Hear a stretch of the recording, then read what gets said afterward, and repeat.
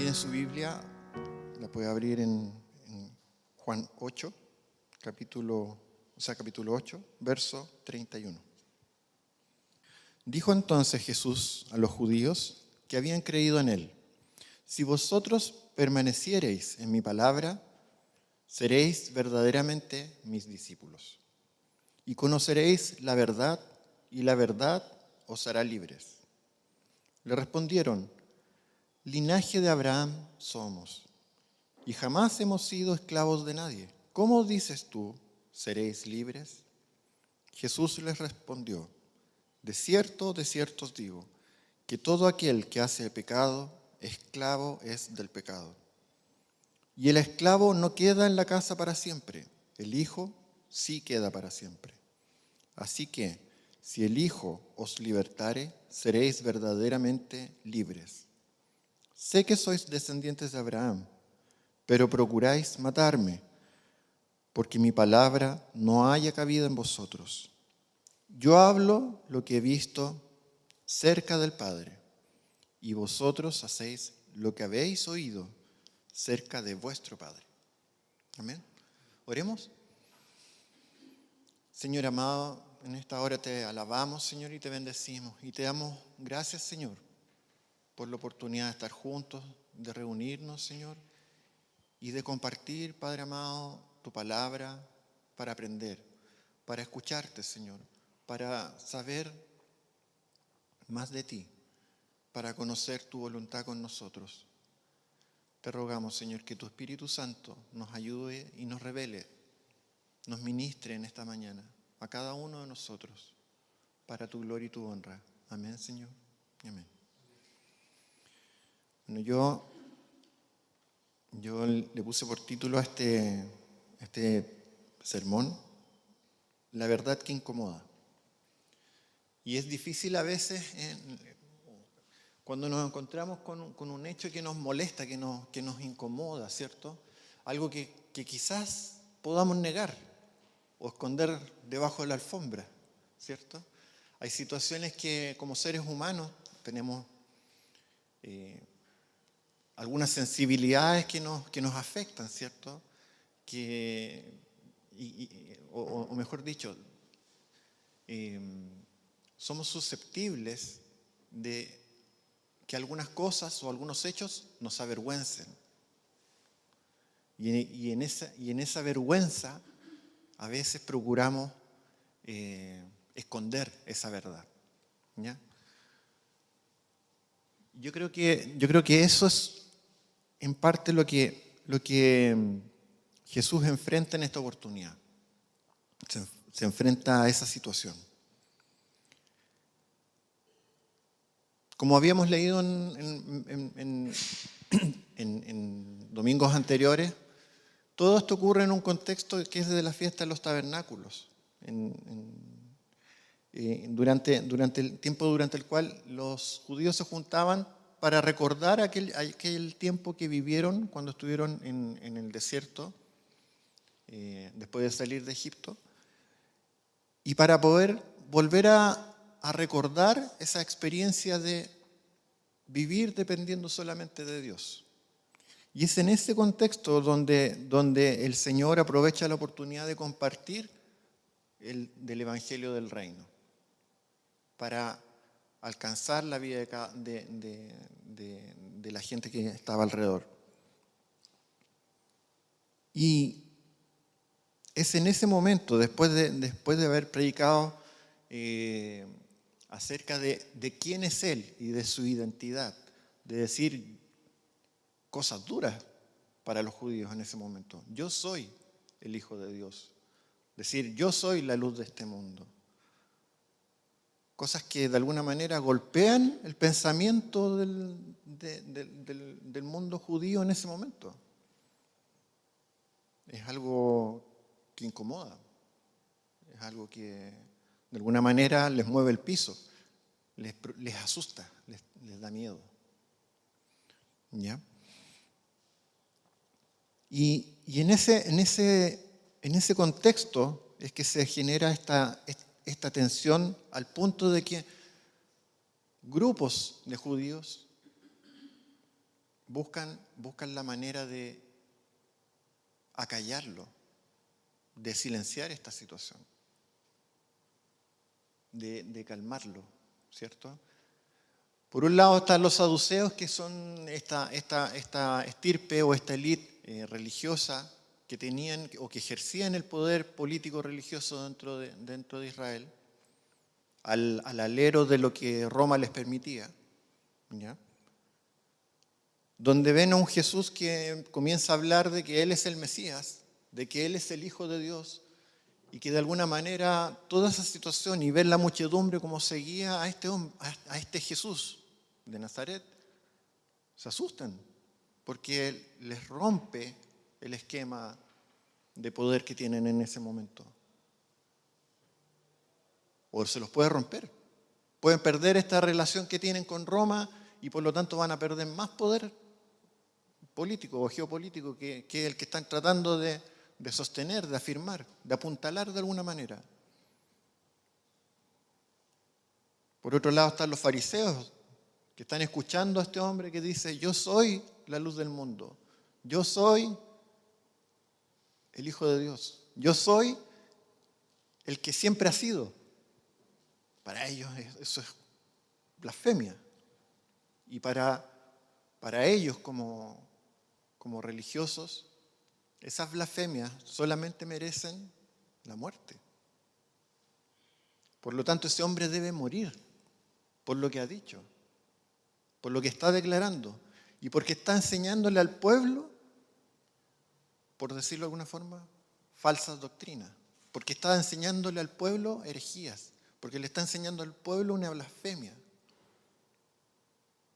Pero no son capaces de ver en Jesús el cumplimiento de las Escrituras.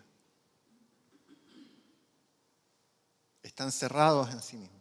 Y por lo tanto, es otro grupo que también quiere esconder a este Jesús. Ojalá deshacerse de él. Ojalá llevarlo lejos. Y hay otros judíos que están alrededor, escuchando a Jesús, que sienten esperanza en este mensaje que Él trae y que comienzan a creer en Él. Por eso el texto dice que en el 31, dijo entonces Jesús a los judíos que habían creído en Él, a esos judíos, están todos alrededor, pero a esos judíos en particular les dice: si vosotros permaneciereis en mi palabra, seréis verdaderamente mis discípulos y conoceréis la verdad y la verdad os hará libres. Yo creo que ese es como el primer punto que nos puede dar luz de este pasaje, de este texto. Y es la relación que existe entre lo que es verdad y lo que es libertad.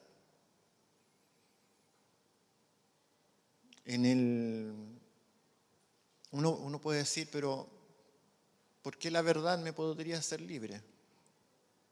Bueno, no es cerrado leer este pasaje, leer este versículo en particular, que dice: y conoceréis la verdad y la verdad os hará libres. Yo también lo he usado y creo que tiene sentido. Es decir, si miento en esta situación, solamente me hago esclavo de esa mentira, porque voy a tener que después sostener esa mentira todo el tiempo, porque si no voy a ser descubierto, ¿cierto? Entonces me hago esclavo de esa mentira. Creo que no es errado pensarlo de esa manera. Al leer este pasaje uno dice: no está equivocado, tiene lógica, tiene sentido. Pero Jesús le está diciendo a estos que creyeron o que están comenzando a creer, le está diciendo en esencia otra cosa. Les está diciendo que esa verdad a la cual van a llegar, a la cual van a llegar a conocer, es por medio de permanecer en la palabra de Jesús. Dice: si permaneciereis en mis palabras, ¿cierto? Si permaneciereis en mi palabra, seréis verdaderamente mis discípulos. y conoceréis la verdad, y la verdad os hará libres. A veces uno piensa, nosotros debemos ser discípulos del Señor, pero cuando tenemos ese pensamiento y decimos, uy, pero ¿qué significa ser discípulo del Señor? Tengo que someterme a esto, ¿cierto? Tengo que someterme a lo que dice la Escritura. Y eso, de alguna manera, nos genera una carga, nos genera un peso. Porque hay cosas que no podemos hacer, o hay cosas que hacíamos y tenemos que dejar de hacer. Y hay otras cosas que debemos comenzar a hacer. Por ejemplo, esto de amar, ¿cierto?, a Dios por sobre todas las cosas y amar a nuestro prójimo como a nosotros mismos es algo difícil. Es sencillo, el Señor simplifica la ley en estas dos reglas solamente, pero es difícil. Es complejo amar al enemigo, es complejo amar incluso a la gente que hoy día puede querer matarnos. Que era el contexto de Jesús, era la situación de Jesús. Teniendo eso en consideración, ser discípulos es algo muy difícil de hacer. Pero el Señor nos va dando una clave, nos va dando luz. Dice que si permanecemos en su palabra, si permanecemos en sus enseñanzas, seremos transformados para ser verdaderamente sus discípulos. Entonces ser discípulo se transforma más que en una responsabilidad, en una carga, se transforma en una consecuencia.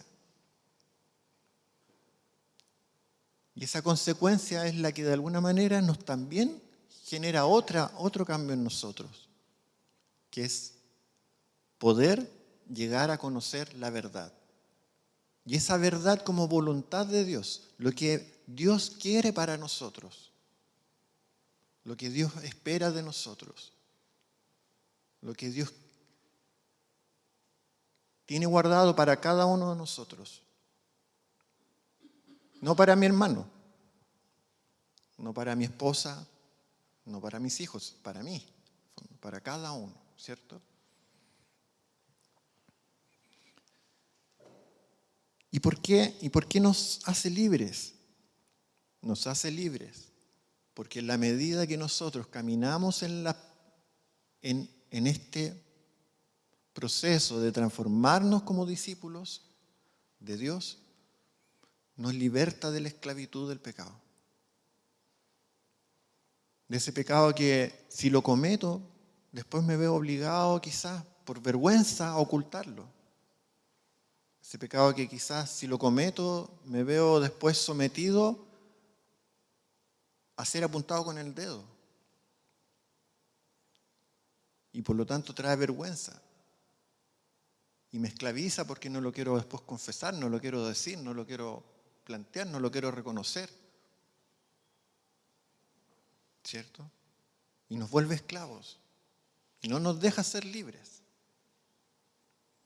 Pero en este proceso de andar en el Señor, de caminar, de perseverar en la palabra de Él, de las enseñanzas de Él, esto empieza a cambiar en nosotros. Y nos empieza a traer o nos lleva a esta zona finalmente, de libertad.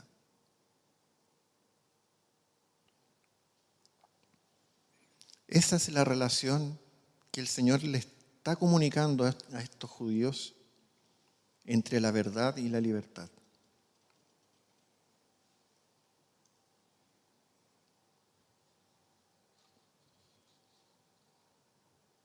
Y les dice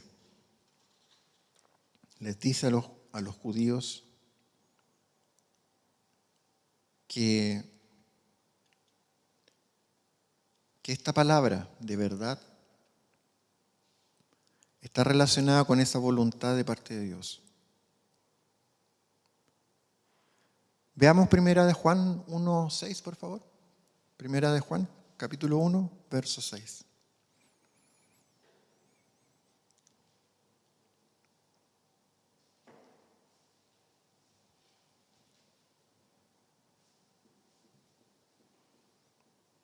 Dice, si decimos que tenemos comunión con Él y andamos en tinieblas, mentimos y no practicamos la verdad. Pero no solo por el hecho de mentir, en el fondo no estamos practicando la verdad. Significa que no estamos caminando en la voluntad del Señor. Tenemos como contraste, pero usando el mismo concepto que Juan le está entregando a esta comunidad juanina. Dice en 3 de Juan, capítulo 1, versos 3 y 4, dice: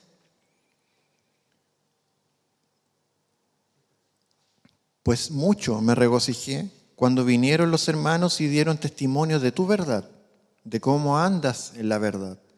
No tengo yo mayor gozo que este, el oír que mis hijos andan en verdad.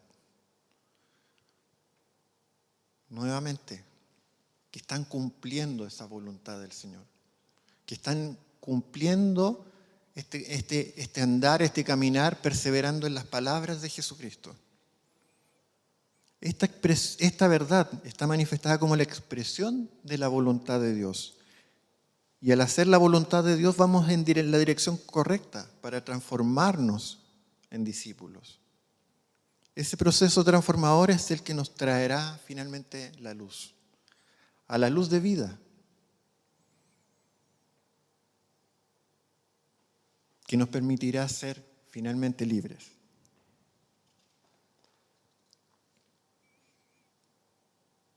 Pero nuevamente en esta agrupación, dentro de esta audiencia que tiene Jesús, que está frente a judíos que le están comenzando a creer, judíos que lo quieren sacar porque les incomoda, judíos que lo quieren matar porque está blasfemando, ¿cierto? En ese contexto, también el Señor les habla acerca de la identidad espiritual. Porque ellos dicen, los que empezaron a creer en el mensaje del Señor, le dicen, pero ¿de qué vamos a ser libres si nosotros nunca hemos sido esclavos? Y olvidaron incluso su propia historia, ¿cierto? Se olvidan de que fueron esclavos en Egipto, de que fueron esclavos sometidos por los babilonios, por los asirios, ¿cierto? Se les olvida eso, pero dicen, nunca fuimos esclavos. Nunca fuimos esclavos. ¿De qué libertad? ¿Por qué somos libres? Dicen ellos. Y es porque se nos olvida de alguna manera que estos judíos, todos caminan convencidos en el que son ellos un pueblo escogido. Hay circunstancias que de alguna manera hoy día les complican. Están sometidos bajo el poder de Roma, ¿cierto? Tienen algunas restricciones de libertad. Están imposibilitados de hacer o de tomar algunas decisiones o algunas acciones, pero son ellos libres, entre comillas. Y por otro lado dicen, nosotros somos pueblo escogido, somos nación santa, somos real sacerdocio, somos linaje escogido por Dios, somos hijos de Abraham. Y eso lo tienen así, pero grabado en el corazón, dejando huella, relieve. Somos hijos de Abraham. Y es aquí donde Jesús les hace ver que a pesar de ser un pueblo escogido por Dios, podían ser esclavos y perder esa heredad prometida. Entonces ahí podemos revisar el pasaje del verso. Vamos a leer del 34 al 36 del capítulo 8. Dice, Jesús les respondió, de cierto os digo que todo aquel que hace pecado, esclavo es del pecado. Y el esclavo no queda en la casa para siempre. El Hijo sí queda para siempre. Así que, si el Hijo os libertare, seréis verdaderamente libres. Y de alguna manera, ese pasaje, a mí en particular, en lo personal, a mí me sonaba muy ajeno, muy distante esto como casi en clave, donde Jesús les dice, y el esclavo no queda en la casa para siempre. El Hijo sí queda para siempre. me sonaba, me quedaba como la inquietud de qué quería decir el Señor con eso. Pero el Señor lo que está haciendo, finalmente, está recordándoles un hecho también histórico a estos judíos, que lo tienen patente porque son judíos, practicantes, son todos creyentes, todos conocen de alguna manera el Antiguo Testamento, las Escrituras. Entonces lo lleva al mismo contexto de Abraham. Somos hijos de Abraham. Ok, ustedes son hijos de Abraham, les dice el Señor. Pero recuerden, les dice. Recuerden. No está el recuerden aquí, pero en el fondo se los hace notar. El esclavo no queda en la casa para siempre, pero el hijo sí. Podemos ir a Génesis 21, 10.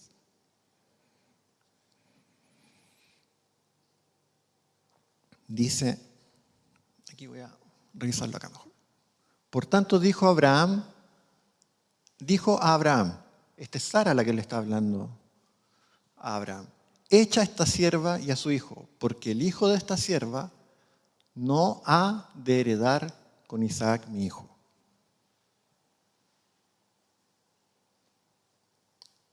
Ismael era hijo de Abraham. No solo Isaac, Ismael también era un hijo. ¿Y qué hace finalmente Abraham? Lo saca de sí, lo echa fuera al desierto. Dice que a la mañana siguiente, después de escuchar incluso la voz del Señor diciéndole que haga caso a Sara, le dice. A la mañana siguiente toma pan, Abraham, toma algunos víveres, se los pasa a Agar, le entrega al niño y los echa de su tierra al desierto.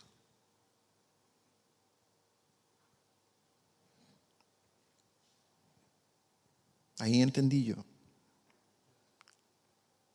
que a pesar de que ellos eran hijos de Abraham, real sacerdocio, linaje escogido, también podían ser esclavos. Porque esa era la condición de Agar, esa era la condición de Ismael, ser esclavo. A pesar de ser hijo de un hombre libre, era esclavo. Y producto de esas decisiones, ¿cierto? De esas decisiones erradas, finalmente,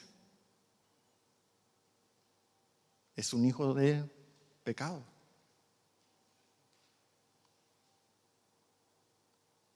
Es una intención, una voluntad humana Ismael es el resultado de la intención humana de tratar de forzar la voluntad del Señor. Fue desobediencia. Entonces así el Señor les muestra, recordándoles ese hecho histórico a los judíos, que ellos, a pesar de ser linaje escogido por Dios, podían ser esclavos y esclavos del pecado. Y por lo tanto perderse la oportunidad de heredar con el Hijo.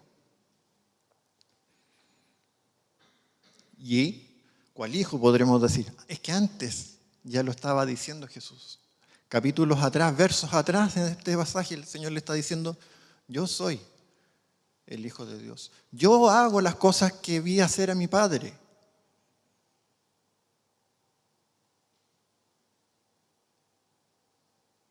Yo soy la luz de este mundo. Yo soy ese hijo.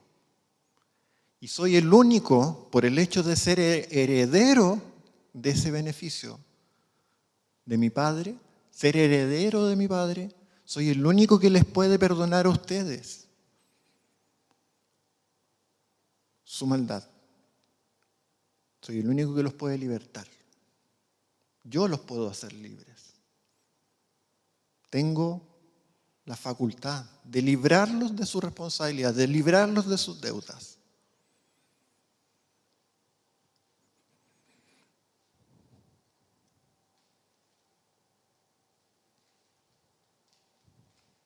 Es fuerte, fuerte para ellos. Y aquí el grupo de fariseos empiezan a hervir aún más en rabia. Los saduceos se empiezan a complicar más porque dicen, este hombre está convenciendo a este pueblo. Si se desestabiliza esta región, podemos perder o ser sometidos por los romanos con su ejército. Y lo que nosotros estamos negociando, porque esa élite religiosa estaba lucrando con el reino. Ganaban dinero con eso, se enriquecían. Vamos a perder esta oportunidad, vamos a perder nuestro estilo de vida, lo vamos a perder. A consecuencia de que este hombre está enseñando nuevas enseñanzas, entregando nuevos mensajes. Se incomodan. Y este es como el tercer punto de este pasaje. Esa actitud de los hombres de rechazar la verdad, de rechazar este mensaje de verdad, de decir, no, esto no me incomoda, esto no es para nosotros. No quiero esto. Suena bonito, pero no lo quiero. Me molesta. Me es difícil vivirlo. No lo puedo aceptar porque va a cambiar mi forma de vida, va a cambiar mi estilo de vida, va a cambiar mi posición social, va a cambiar mi posición política.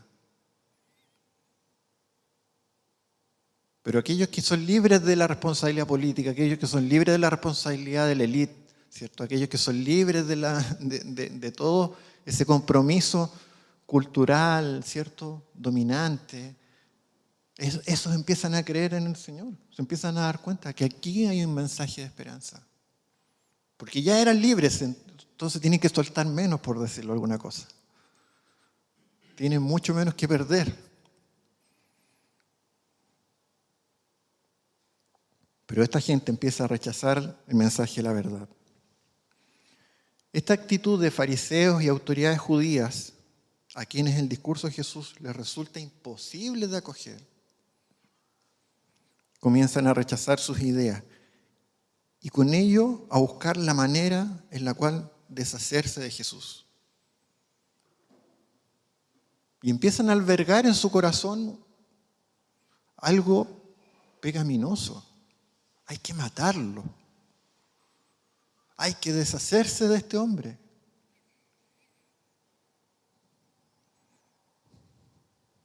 Para este grupo, Jesús es un hombre que puede entorpecer sus ambiciones personales, por lo tanto hay que sacarlo de aquí. ¿Cómo? No saben, pero muerto es una opción.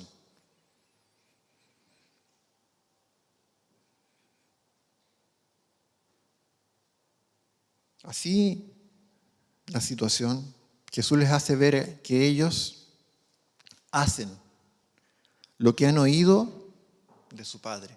Veamos el verso 37. Dice, 37 y 38. Dice, sé que sois descendientes de Abraham, pero procuráis matarme. Ya no les está hablando a aquellos judíos que están, que dice, o a los cuales les habla al comienzo del pasaje, que son aquellos que comenzaron a creer o habían creído en él. Aquí le empieza a hablar a esta otra audiencia que está presente en el lugar. Les dice, sé que sois descendientes de Abraham, pero procuráis matarme, porque mi palabra no haya cabido en vosotros. Yo hablo, lo que he visto cerca del Padre, y vosotros hacéis lo que habéis oído cerca de vuestro Padre.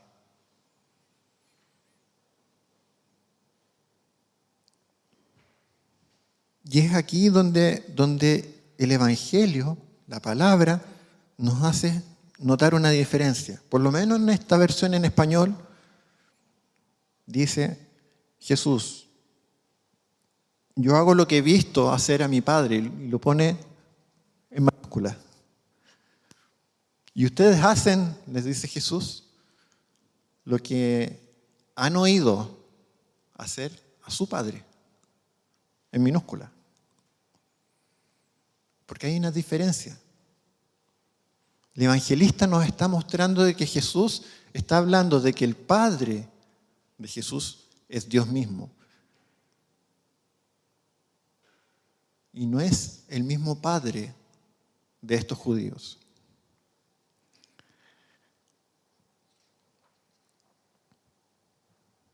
El verso 40 dice, vuelvo a insistir, esto está más adelante del pasaje, pero es para poder enfatizar esta respuesta de Jesús.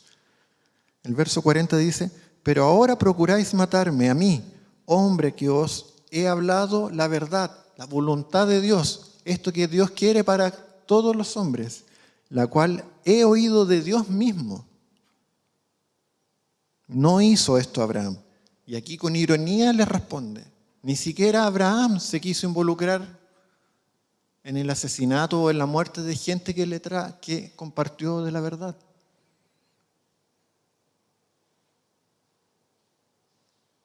Ni siquiera Abraham quiso hacer eso, o se le pasó por su cabeza. Con ironía el Señor les hace ver que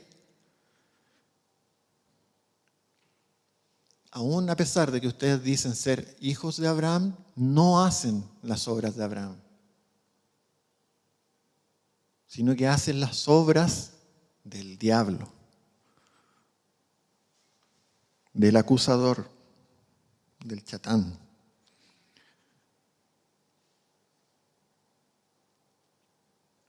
Tres ideas nos deja este pasaje. La verdad y su relación con la libertad. Una nueva identidad espiritual. Ya no somos hijos de Abraham. En este tránsito de transformarnos en discípulos, de caminar en la verdad y de que seamos finalmente conocedores de esa verdad y ser libres, eso nos lleva a una nueva identidad espiritual, de ser linaje de Dios. Somos hijos de Dios por medio de ese proceso.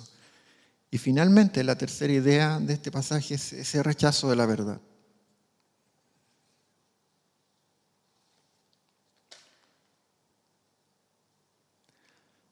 Había buscado algún ejemplo como para poder hacernos esa idea de cómo podríamos graficar esa situación, de entender ese contexto quizás. Y esta mañana me acordé de esa situación que ocurre afuera, que ocurre en Argentina. ¿Se acuerdan cuando un fiscal argentino resulta asesinado y faltaban días solamente para que él fuera a tribunal a declarar los hechos que inculpaban, en este caso, al gobierno argentino o al ex gobierno argentino? Uno cree que no hay gente capaz de hacer eso. Pero hasta en nuestros tiempos, a pesar de todo el desarrollo de nuestra sociedad, a pesar de que hemos trabajado la filosofía, que hemos trabajado la ética, que hemos trabajado, en fin, una serie de recursos humanos y sociales, aún hay gente que es capaz de decir, esta verdad me molesta y hay que eliminarla, y hay que acallarla. La sociedad hoy día no le incomoda el Evangelio. Ese es el problema. Hoy día a esta sociedad le molesta la verdad. A esta sociedad, a este mundo, le molesta profundamente lo que el Señor nos dice. La voluntad de Dios les incomoda. Y nosotros tenemos que vivir con esa verdad, practicando esa verdad, siendo discípulos. Ya no es gravosa para nosotros porque, como les decía, no asumimos esto como carga. Lo asumimos desde la perspectiva de vivir permaneciendo en las palabras de Jesucristo. No como una adopción, no como, voy a adoptar esta religión. No. Tenemos la convicción de que las enseñanzas de Jesucristo trajeron libertad a nuestras vidas. Nos libran del mal, nos libran del daño, nos libran de aquello que nos va a condenar eternamente. Esa es la razón por la cual nosotros podemos vivir en medio de esta sociedad. Y tenemos que compartir de esta verdad con nosotros, con aquellos que no le conocen. Hay una necesidad increíble de hacerlo. No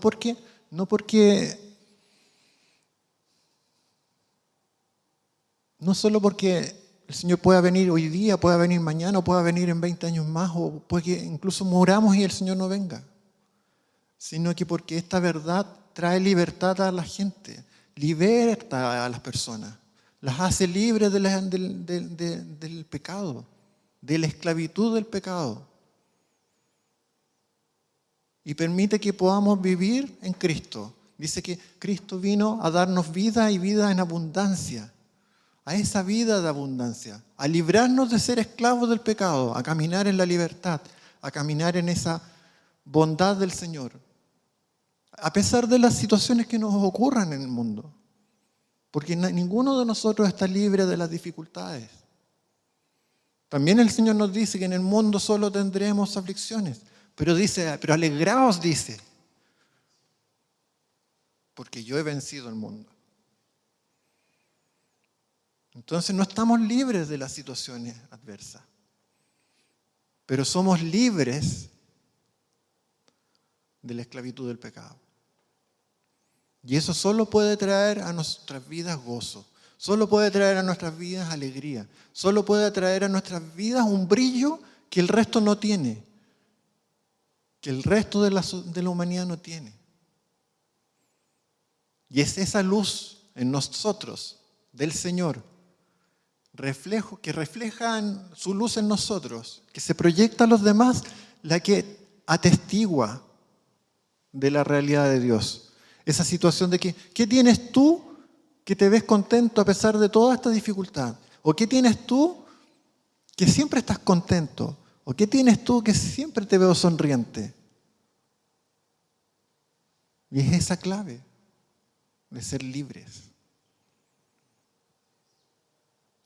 Eso habla a otros de nuestra libertad. Y hace que los otros se empiecen a interesar en querer tener lo que nosotros tenemos. Y es la puerta o la llave para acceder a la vida de otras personas, para compartir del Evangelio del Señor, para llevarles libertad, como dijo el mismo Jesús en Lucas, dice, he venido a traer libertad a los cautivos, ¿cierto? Es hermoso, es algo maravilloso, es algo de lo cual nos tenemos que sentir responsables, pero contentos, dichosos de que podemos hacerlo. Este mundo solamente rechaza el Evangelio, pero no nos preocupe eso, porque el Señor ha vencido al mundo. ¿Qué haría Cristo en nuestras vidas? Yo creo que eso es como la clave también para poder ayudarnos a caminar en estas situaciones, a caminar en el mundo. ¿Qué haría Cristo ante nuestras dificultades o ante nuestras situaciones? Yo no tengo todas las respuestas, ¿no? A veces también me cuesta hacer lo que Dios quiere que haga. Pero es una pregunta por la cual podemos partir y permitir de esa manera que el Espíritu Santo nos hable y nos guíe para poder hacer lo que debemos hacer. Primera de Juan, capítulo 2, del 20 al 27 dice, pero vosotros tenéis la unción del Santo y conocéis todas las cosas. No os he escrito como si ignoraseis la verdad, sino porque la conocéis y porque ninguna mentira procede de la verdad. ¿Quién es el mentiroso sino el que niega que Jesús es el Cristo? Este es anticristo, el que niega al Padre y al Hijo. Todo aquel que niega al Hijo tampoco tiene al Padre. El que confiesa al Hijo tiene también al Padre. Lo que habéis oído desde el principio permanezca en vosotros. Si lo que habéis oído desde el principio permanece en vosotros, también vosotros permaneceréis en el Hijo y en el Padre. Y esta es la promesa que Él nos hizo, la vida eterna. Os he escrito esto sobre lo que os engañan, pero la unción que vosotros recibisteis de Él permanece en vosotros, y no tenéis necesidad de que nadie os enseñe. Así como la unción misma os enseña todas las cosas y es verdadera, y no es mentira, según ella os ha enseñado, permaneced en Él. Tenemos esta ayuda, dice Juan, esta unción. El Espíritu Santo a nosotros nos ayuda. Nosotros debemos confiar en su guía, en este andar, en medio de este mundo de oscuridad, en medio de este mundo que rechaza el Evangelio. Nosotros tenemos la guía del Espíritu Santo. Y en la medida que nosotros nos llenemos de Él, que permanezcamos en esa presencia del Espíritu, tendremos respuesta, tendremos soluciones, tendremos compañía, tendremos apoyo, tendremos ánimo, tendremos ayuda, tendremos consuelo en medio de la dificultad.